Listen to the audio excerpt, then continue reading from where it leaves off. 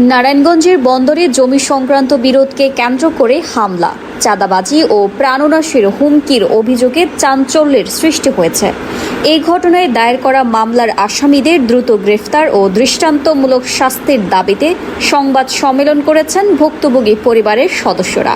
বিস্তারিত জানাচ্ছেন জিহাদ হোসেন। নারায়ণগঞ্জের বন্দর উপজেলার কুড়িপাড়া এলাকায় জমি সংক্রান্ত বিরোধের জেরে নারীসহ একই পরিবারের ৩ জনকে মারধরের অভিযোগ তুলে সংবাদ সম্মেলন করেছেন ভুক্তভোগী পরিবারের সদস্য মোহাম্মদ ওয়াস উদ্দিন।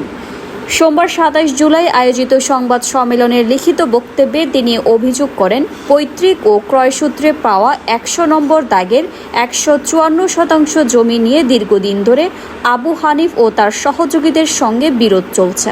তার দাবি, গত ২৭ জানুয়ারি ২০২৬ স্থানীয় গণ্যমান্য ব্যক্তিদের উপস্থিতিতে সার্ভেয়ার দিয়ে জমি পরিমাপ করে সীমানা নির্ধারণ করা হয় এবং সংশ্লিষ্টরা কলমি নকশায় স্বাক্ষর করেন।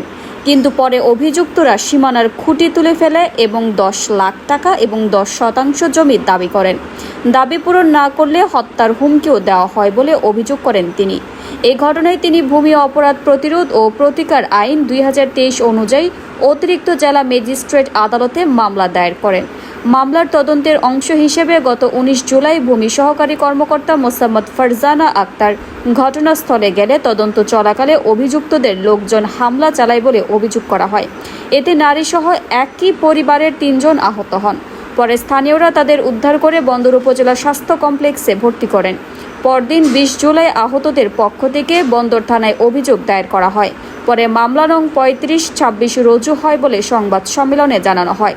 ভুক্তভোগীদের অভিযোগ, মামলা হওয়ার পরও অভিযুক্তরা প্রকাশ্যে ঘোরাফেরা করলেও এখন পর্যন্ত তাদের গ্রেফতার করা হয়নি। পাশাপাশি সামাজিকভাবে হেয় প্রতিপন্ন করতে বিভ্রান্তিকর তথ্য ছড়ানো হচ্ছে বলে দাবি করেন তারা। সংবাদ সম্মেলনে ভুক্তভোগী পরিবার হামলার ঘটনায় দায়ের করা মামলার আসামিদের গ্রেফতার, নিরপেক্ষ তদন্ত, পরিবারের নিরাপত্তা নিশ্চিত এবং মিথ্যা তথ্য প্রচারের অভিযোগ তদন্ত করে প্রয়োজনীয় আইনগত ব্যবস্থা গ্রহণের দাবি জানান।